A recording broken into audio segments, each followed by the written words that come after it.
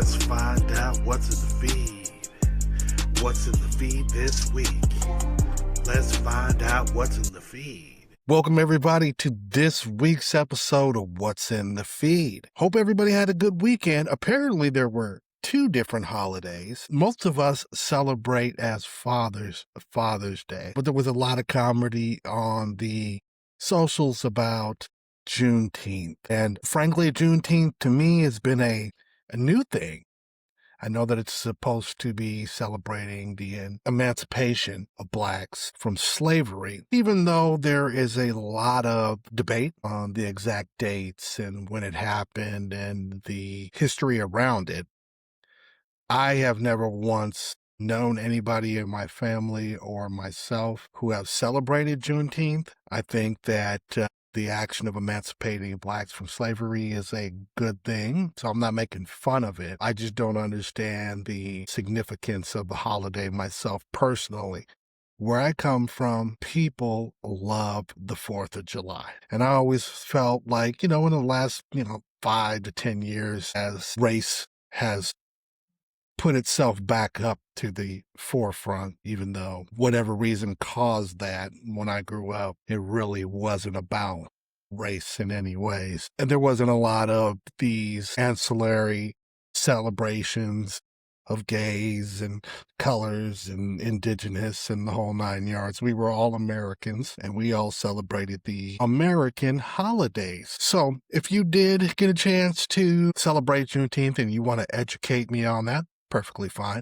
I'd sure like to learn more because I'm a curious mind. But the 4th of July, for everybody out there and for all of my family members, know it is my favorite holiday over Christmas, over Easter, whatever the case is.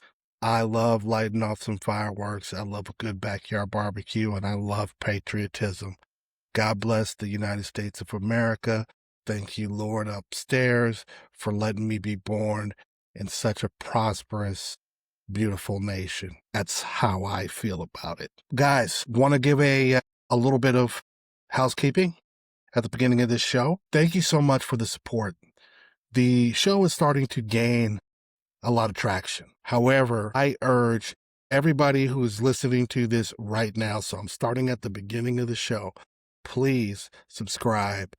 Do your duty and listen to this weekly, because this is at the forefront of individual journalism. And I pride myself on 100% honesty in my reporting. This comes from content providers that I follow on all of the socials, mostly X. So if you love X as much as I do and you interact on X as much as I do, if I see something interesting or entertaining that you have provided, I'm going to shout you out and I'm going to show your stuff. So I really want to thank all of the people that provide the content that I use in What's in the Feed. So for those of you that are just now tuning in, and this may be the first time that you've listened to the show, What's in the Feed is based on what is in the feed for the week. In between Tuesday and Tuesday, I compile a list of interacted upon comments, some of the more engaged upon videos, and whatever stories are popular. And I like to keep it entertaining. So that means that most of the subjects are probably going to be politically motivated because I have a conservative bend on the stories that I personally am interested in. And as you have seen in former episodes, we periodically have guests. We'll show content, special stories, special reports from other X providers. So that stuff's going to come in, and we all have been working on the segments and the production of the show. It improves every week, and now we are at episode 20. So really, I'm putting on the full court press to implore everyone to share this, to check it out. There's also going to be more comical stuff coming. I know if you guys have seen the shorts of Skip Jones in the news, it's so that we can provide content and continue to grow on the socials and to get a bigger foothold into the full scene. You'll catch it weekly on Rumble. You'll catch it weekly on YouTube. In most cases, we will have an audio version that will be on Podbean unless there's a special consideration. So tune into those things and please support. If you can follow on X, I think really what I'm asking now is for more follows. I get a lot of engagement and there's never a problem with my impressions and, the engagement on my particular comments and posts, but I really need to get the following up. So if you like what you hear and you'd like to recommend a follow, I would really appreciate that. I generally don't like to ask for favors, so it's uncomfortable for me to implore that people do something, out of their own comfort zone. But I think that I am followed by and follow some of the most engaging accounts out there. So you can just take a look at who follows me, and it's a respectable band of folks that I think that you would enjoy yourselves, and in turn, those people enjoy the content that I post. So shout out to everybody out there, and I will continue to show love. And now for the comment of the week. Honorable mentions, because I didn't address this last week. My dear Roger Stone. Everybody knows Roger Stone. And Roger and I have had a very interesting back and forth relationship for, quite some time. Roger knows of my profile. He knows how much I respect him. I chimed in on his little bit of a battle, his ongoing battle with Laura Loomer, whom she's just so spicy that just no way you can't like her. Her battle with Candace was epic, and Roger doesn't like Laura so much, but I would like it if less of us as conservatives threw petty insults at each other and worked together like we did to get Trump elected. But last week, Roger posted something that was flabbergasting to me. And he said that I may have my differences with Laura Loomer, but on this, she's absolutely right. Ron DeSantis is a backstabbing ingrate who owes his whole entire career to Donald Trump. I actually agree on that point as well. So I commented back to Roger last week and I said, Jesus, Joseph and Mary, did Roger just agree with Laura? They must be ice skating in hell right now. And Roger responded back with his quick wit, yeah, we agreed about this at the time and agree about it now. Ron DeSantis is a backstabbing weasel, devoid of any real character. And before you tell me he's a great governor, take a look at the real estate prices, rent prices, utility prices, and insurance prices, and kiss my ass. And I said, well, no ass kiss is required. Ron DeSantis is a backstabbing weasel. That is agreed. And I'll never forgive or forget what he did to the boss. You can't change character, and he has none. However, giving Laura a shout out gave me a shock. My Christmas wish is for us all to be together again. So even though that didn't get engaged upon as much as some of the other posts, I'm going to give Roger the honorable mention. I've said it before, even with the modest following that I have, Twitter is the ultimate equalizer. It gives someone that has a modest following like myself direct access to people like Roger Stone and Laura Loomer and some of the other much, much larger accounts. Now, I don't generally compile those things, but I wanted to use that as an example because I've mentioned it before that this does happen. The reasoning behind even starting the show to begin with is that I was getting so much engagement on the comments that people were asking me if I had some sort of a show or some sort of a platform. So by golly, that's exactly what I did, and I've enjoyed it. So that's the honorable mention for this week.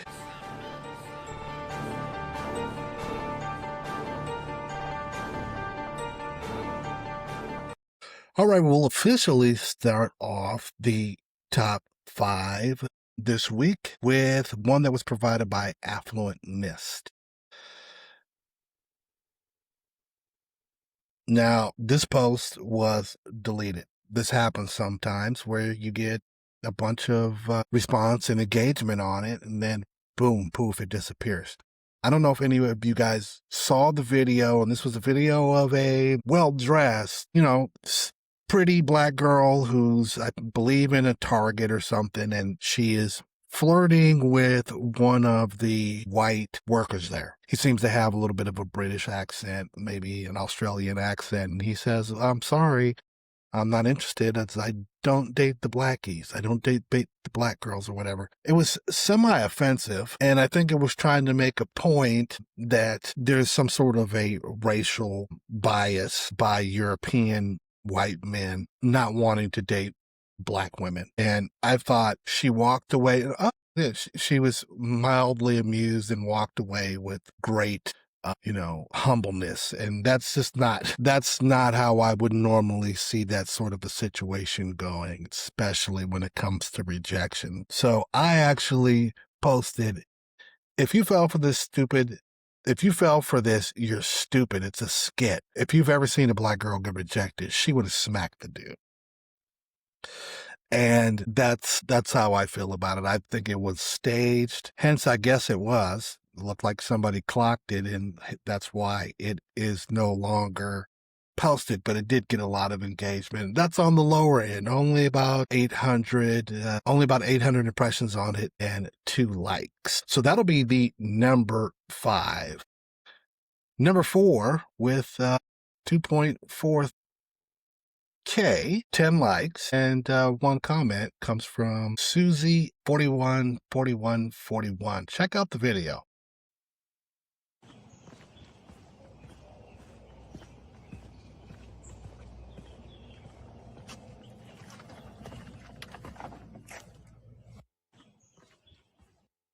Oh my God. Well, it turns out this video was AI. There wasn't a lot going on in the news feed, so some of these things that popped up actually weren't as legitimate as I thought they were initially, but it got a lot of response. So point blank, I guess it resonated. And in this case, this is one of those scenarios. Susie Q says, this is one of those scenarios when you know it's a bitter ex-wife letting people take her ex-husband's prized possessions. Have you seen this before or experienced it? I've seen it before. And frankly, it's really weird somehow how people in divorces act. Now, you could tell this is a guy who probably worked very, very hard and he wanted to buy himself toys. When we're in our younger days, we're out there hustling as men. We get out there, we hustle so that we can buy the nice house, that we can provide for our family. And then you get to a point where you have a little bit of excess and you can buy some of the things that you've always wanted to buy in life. If you have a hobby like this particular gentleman did, or it's represented that this particular gentleman did, where, he was buying himself nice fishing poles and then frankly, for someone who he's probably married to for a long time, thought was an angel, thought was the greatest person in the world, now wins a settlement and his stuff is out on the curb. I thought it was messed up. My comment on that was, this is the most fucked up thing I've seen all day. And I got a lot of engagement on it because I think that there are people out there that can identify with this kind of a situation. But it's really messed up. Just everything on the curb. Take what you want. It has no value to her, even though she knows it has great value to the husband or the person that she's breaking up with. That was your number 4. Number 5 coming in with, or number 3 coming in at 2.5K, 7 likes, and 2 comments. Full of Grace US. And this came from Grace Lynn. Sometimes I wonder how these weird people sneak into my feed and they show up even though they are antithetical to everything that I believe in. Anyway, Graceland posts this about Jelly Roll and his wife, Bunny XO, I believe, breaking up. And her comment was that when he was a fat slob and couldn't hold the job, he pimped her out. She paid for his music career. Then he turned ultra MAGA, lost the weight with drugs, and wants to trade her in for a younger woman.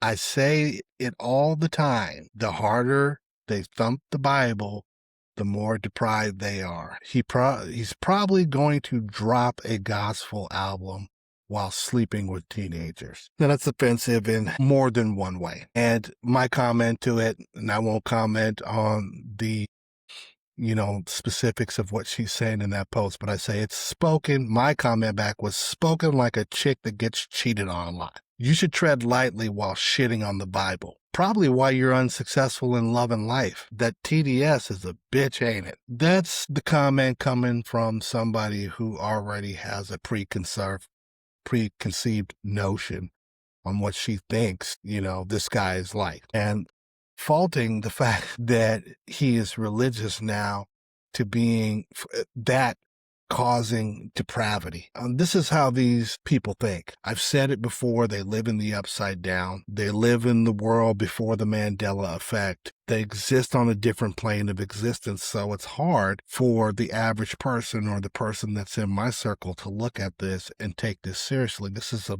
bitter response, to two people that are going through a rough time, a rough patch. And that's what she wanted to do. She wanted to do crap on them. That's your number 3. Number 2 with 2.7K, 2 likes, comes from good old Raindrop Media. And another fake. Boy, they were getting me real good this week. So if you guys have seen this viral video here of this young lady putting $100 bills in baby clothes and diapers and things of that nature. I mean, a good Samaritan sort of a deal. Now, I looked closer at this post and realized those $100 bills that she's slipping in there are see-through. They're transparent. I even took a close-up photo of it, and I won't show you. If you look at the video and you pay enough attention, the light is coming through there. See, I mean, if you're looking at that right there as she pulls it out of her purse, you can literally see the light shining through the paper. And if you've ever had a real $100 bill, it is not made out of paper. It is made out of a fiber. And that fiber, unless you have that up to full midday sun, you are not going to see any light going in between that $100 bill. So this was set up. This is clickbait. And I saw that immediately. And I said it. You can tell it's fake just by looking at it. The light shines through the papers. And I got a lot of engagement and doesn't look like it got reposted. And not many people commented on it, but I wanted to. I saw the video pop up in a couple of different places. And I'm like, okay, I got to let you guys know. Pay more close attention to the actual evidence than the subject matter, because the subject matter, if it was true, would be super cool. You're helping other people out. There's no way that I can fault that, especially people with kids, because it's tough. And there needs to be more motivation and more, deference to people that have kids. So if it were real, I would think this would be super cool, but it wasn't real. Your number 2. And that was your number 2. Your number 1 comes from Diesel Babe 20. One of my favorites. She supports and follows, and I do enjoy her content. And so she posted up, what exactly do people do on Juneteenth to celebrate? And I think that was an honest question. And I responded back, I'm sorry, I didn't even know it existed until 4 years ago. No one Black I know ever celebrated it. My dad was a 2-branch Vietnam vet, and his favorite holiday, just like mine, was the 4th of July. All my uncles, cousins, the barbecues, fireworks. The 4th of July was top 5 for Black people. Juneteenth has its significance in history, but it's not a holiday. And I'm legitimately curious about the answer to this question. P.S. I'm at work because I had to work. So, yeah. That is your number 1, but I don't know how many people got it off. I mean, it's a legitimate question now that it pops up. This is like the advent of all of the gay stuff, the gay pride, and we weren't doing this before, and a lot of us old timers and us old schoolers, I remember there was a Martin Luther King Day, but we didn't get it off. Now it's a federal holiday, but there are things that have changed like that I'm still trying to get up to speed with. So, as I said, if anybody has an education or about Juneteenth and what it's all about and whether they actually celebrate it. And when I mean celebrate it, if there is a tradition behind what one does on Juneteenth, because if I have to base it about what people do in Chicago, that means you shoot at each other and kill each other. But I digress, and I highly doubt that's how we celebrate. But there's been a lot of black fatigue going on, so I wouldn't be surprised if that actually does occur every Juneteenth. Ladies and gentlemen, that's your top 5 for the week. Now for this week's segment of Roll the Tape. Roll the tape. Okay, roll the tape. So not a lot going on in the news this week. I hate to really say it. I don't know. Maybe doom scrolling or whatever the case is, but it seemed like a lot of black fatigue was popping up in my feed last week. And I addressed it on last week's show.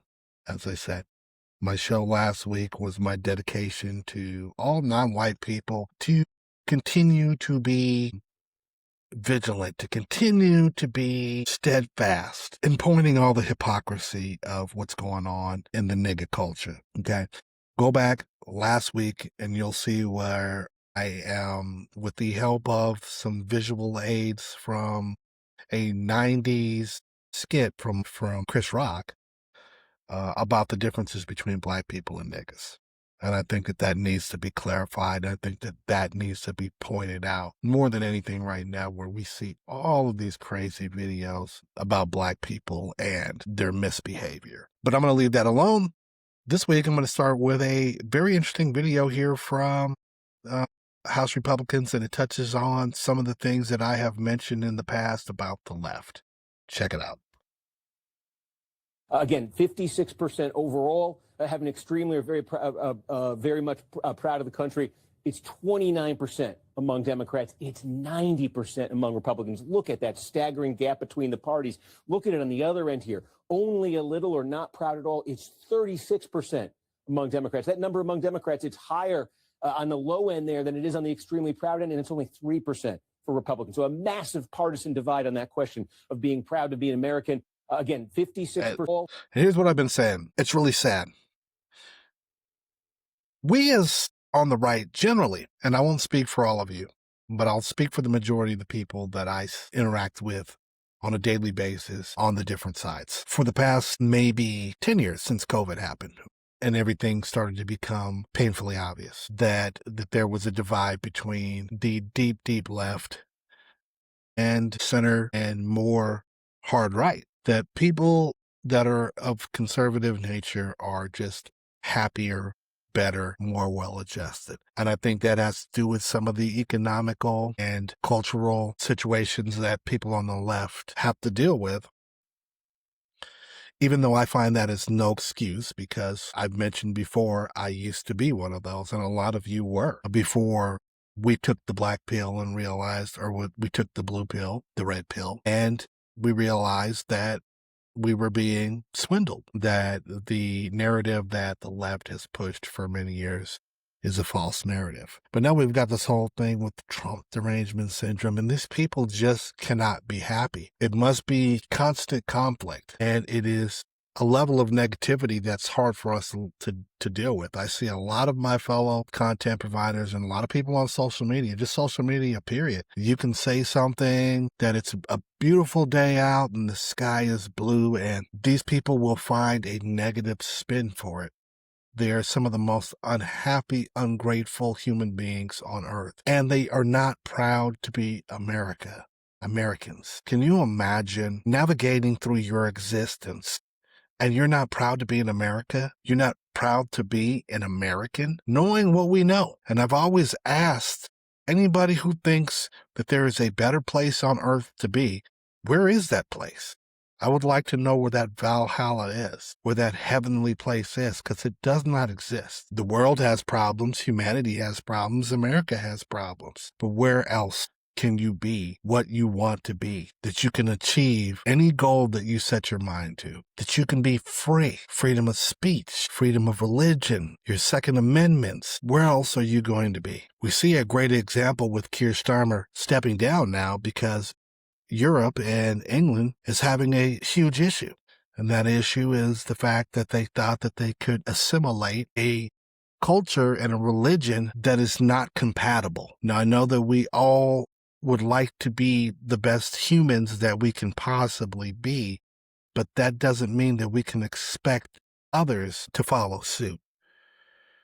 So I find it shocking that this poll, and this is an MSNBC poll, so I'm sure they really love this, or MS Now, whatever they're calling themselves. This poll is shocking, and they probably like the fact that overall only 29% of Dems are proud to be Americans, because everything that they do demonstrates that they're the opposite of American. They're un-American.